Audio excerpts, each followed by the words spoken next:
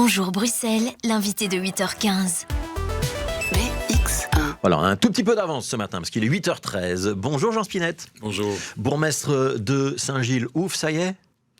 Ouf, ça y est, oui, c'est un peu ça. Ça a été un accouchement qui a nécessité un peu de temps. Ouais, on parle du budget, hein, donc le budget sera présenté, théoriquement voté, ce sera ce jeudi. Oui, tout à fait.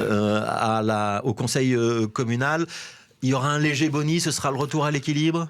C'est le retour à l'équilibre surtout, et le léger boni, c'est plutôt une écriture comptable pour signaler qu'on essaie de reconstituer un petit peu les réserves qu'on a épuisées avec les dépenses publiques lors du Covid. Ouais, et c'est important parce que vous faites partie des communes qui étaient sous surveillance de la région. Ça veut dire que cette surveillance porte ses fruits, que vous allez être dans les bons élèves ? Je ne sais pas si on doit parler comme ça. C'est clair que nous sommes sous contrôle de tutelle et qu'on nous demande un budget le plus prudent possible et qui ne puisse pas obérer nos capacités d'investissement futures et écrouler nos finances publiques. Mais j'avoue que si on est au mois de mars, c'est qu'il y a effectivement une vraie question de finances publiques aujourd'hui. Ouais, on est un petit peu en retard, théoriquement, ça doit être adopté ça doit être fait en décembre. L'année qui précède. Mais c'était le reflet d'une volonté aussi de travailler au plus juste pour pas exercer une pression fiscale trop importante et de réfléchir à nos dépenses. Ouais. Et c'est clair qu'aujourd'hui, face à l'augmentation, avec l'indexation des salaires, avec de nombreuses dépenses, l'augmentation de tous les tarifs, c'est clair que pour les communes, ça devient de plus en plus difficile de boucler un budget. Et donc ça, c'est le cas pour toutes les communes, l'indexation des salaires, les frais de chauffage qui augmentent dans les équipements publics, ça met tous les budgets sous tension. Ce que font toutes les communes, ou beaucoup de communes, c'est d'augmenter l'impôt sur les personnes physiques. Vous aviez pris les devants, ça c'est une décision que vous avez prise en fin d'année dernière, vous confirmez ? Non, mais l'impôt sur les personnes physiques, on n'y a pas touché en fait. Ouais. Il y avait une véritable volonté de ne pas toucher à l'impôt sur les personnes physiques. Par contre, pour le PRI, oui. C'est-à-dire que c'est vrai que des communes comme Saint-Gilles, on voit que le bâti est particulièrement cher aujourd'hui. Donc c'est le précompte immobilier, pour être précis. Oui, tout à fait. Ouais. C'est le précompte immobilier. Et l'idée est de faire peser peut-être plutôt sur les propriétaires non habitants la charge de ces finances publiques. Ouais, donc il y a 5 à 6 millions supplémentaires que vous devrez engranger grâce à ce précompte immobilier. Comme dans d'autres communes, c'est la prime versée aux habitants qui permet de compenser. C'est-à-dire que si je suis Saint-Gillois et que j'habite mon habitation, je ne vais pas sentir cette augmentation. Même si j'ai des locataires, effectivement.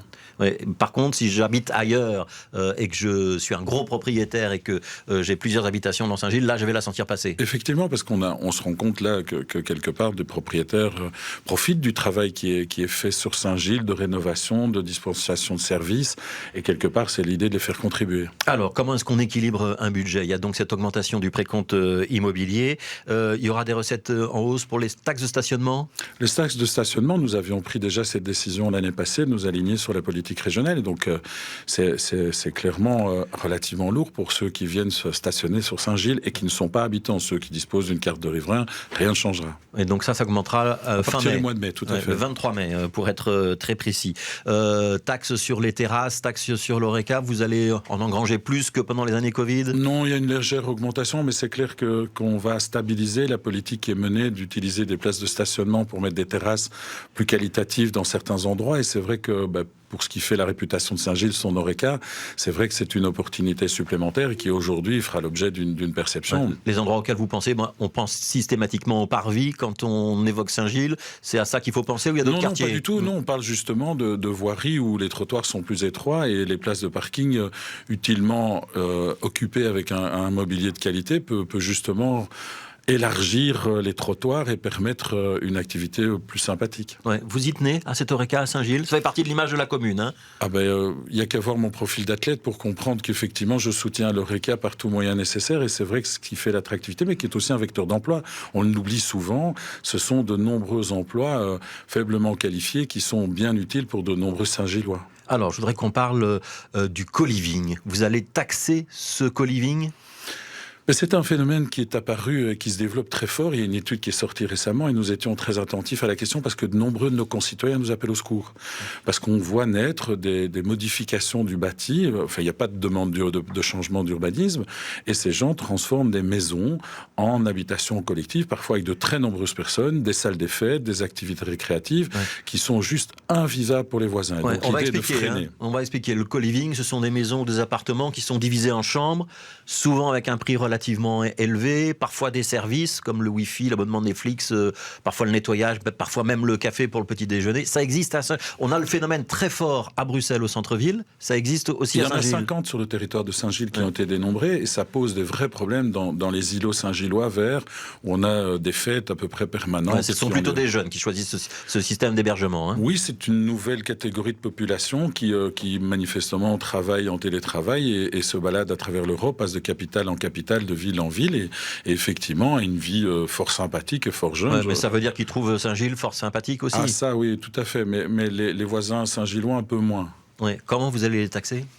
Mais l'idée, c'est que progressivement, en fonction du nombre de logements, on aimerait établir une taxe qui va limiter, c'est-à-dire que quand c'est de 1 à 3, on a un tarif de base, quand c'est de 3 à 10, on augmente, et quand c'est plus de 10, ben là, clairement, on essaie de dissuader, on s'aligne sur la politique de la ville de Bruxelles. Ouais, à la ville de Bruxelles, c'est jusqu'à 1 500 € par chambre, ce sera dans le même tarif. Et exactement, et Etterbeek aussi s'est aligné sur cette question. Vous avez deux mentors politiques que sont Philippe Claus et Vincent de Wolf qui s'entendent sur cette question, donc c'est vraiment une question qui traverse toutes les frontières politiques. Et ça veut dire qu'on devra peut-être avoir un moment la réflexion au niveau régional sur l'encadrement du co-living ? C'est très clair, c'est un appel que nous faisons. Il y a clairement des démarches qui doivent être entreprises, comme on l'avait fait avec les marchands de sommeil dans le temps. Alors, je voudrais qu'on évoque les contrats de quartier, ou le contrat de quartier. Il y a 500 000 €, j'ai bien vu, dans le budget. Ça va servir à quoi ? Ben là, clairement, il y a des appels à projets en matière de cohésion sociale. Ben, on voyait tout à l'heure le président du CPS de Bruxelles qui en appelait à des initiatives de Housing First. Il y a aussi un budget participatif. Bref, il y a de belles initiatives qui sont dans ce budget. Et tous les échevins s'y retrouvent, que ce soit en matière de mobilité, d'aménagement du territoire, de réfaction des écoles. On a une école qui va être refaite. Et une piscine dont nous sommes assez fiers. C'est clair qu'on va entamer un long chantier pour la piscine. Elle sera ouverte quand, cette piscine ? Ou elle sera rénovée quand ? Ça, c'est la question piège de journalistes. Toutes les piscines qui ont été ouvertes, on ne sait pas quand on peut après les refermer pour pouvoir refonctionner. En théorie, c'est un chantier d'1 an et demi, 2 ans. Et donc, dans 1 an et demi, 2 ans, on vous réinvite dans Bonjour Bruxelles pour dire que la piscine est neuve, fonctionnelle et tout à fait au goût du jour. Inch'Allah, comme on dit dans mon quartier. Alors, une dernière question. D'abord, est-ce que la politique, ça va bien ? Parce que c'est une alliance PS écolo. On a senti que par moments, sur Good Move, notamment entre socialistes et écologistes, ou sur la Friche Josaphat dans d'autres communes, ou sur le Champ d'Écaille, c'est pas toujours idéal, les relations PS écolo. Est-ce que ça va chez vous ou pas ? C'est-à-dire que effectivement, le rythme de la transition en matière de mobilité, du shift de mobilité, c'est clair que c'est difficile. Ouais. Le débat, c'est que pas mal de nos concitoyens ne comprennent pas. Et l'idée, nous, c'est d'aller avec nos concitoyens progressivement. C'est clair qu'un certain Vous aviez dit à Saint-Gilles, on fera pas Good Move, on fera Cool Move. C'est-à-dire qu'on fera Good Move comme on s'y est engagé au niveau régional, mais en prenant le temps de concerter, d'adapter, et il y a de belles opportunités de résoudre des questions de mobilité de transit intempestif dans certains quartiers relativement facilement. Mais vous n'abandonnez pas l'amélioration de la mobilité. Il y aura bien un plan dans les mois à venir. Oui, on est en train de travailler sérieusement et d'avancer là-dessus. On viendra devant vous avec ma partenaire de majorité. Une dernière qui est donc la première, l'échevine écolo. Une dernière question, Jean Spinette. Le stade de l'Union Saint-Gilloise. Je sais que vous êtes un supporter de l'Union Saint-Gilloise. Tous les bourgmestres de Saint-Gilles sont des supporters de l'Union Saint-Gilloise. Qui cherche quand même un nouveau terrain et qui attend une négociation avec la commune de Forêt. Vous poussez vos collègues de Forêt à accepter la proposition de l'Union ou pas ? Écoutez, moi je suis assez soutenant. Déjà dans le budget ici, il y a la rénovation du stade Marien et de sa façade classée, donc ça montre aussi notre envie de soutenir le club. C'est clair que dans les enjeux aujourd'hui d'un club contemporain, il leur faut un grand stade, tout le monde nous l'explique. C'est clair que ça pose des problèmes urbanistiques, mais nous sommes soutenants parce que malheureusement, dans le monde du football actuel, dans l'équation, il n'y a pas de moyen de faire sans un stade plus grand. Mais c'est clair qu'on doit aussi tenir compte de la présence sportive pour le quartier aux alentours, de la paisibilité, de la mobilité et du calme. Mais je pense qu'il y a moyen de résoudre ces équations. Et ceux qui disent l'Union n'a qu'à aller jouer au Sporting d'Anderlecht, on l'a vu il n'y a pas longtemps, finalement ça se passe pas si mal. Mais vous le savez, des confidences que je vous ai faites, je ne suis pas un fanatique du football. Et donc c'est vrai que quand je discute avec des supporters, aller jouer chez l'ennemi historique relève de la religion. Et ça, je ne sais pas. Malheureusement, je ne sais pas m'exprimer sur cette question. Donc c'est trop irrationnel pour vous. Exactement. Merci Jean Spinette, merci d'avoir été notre invité.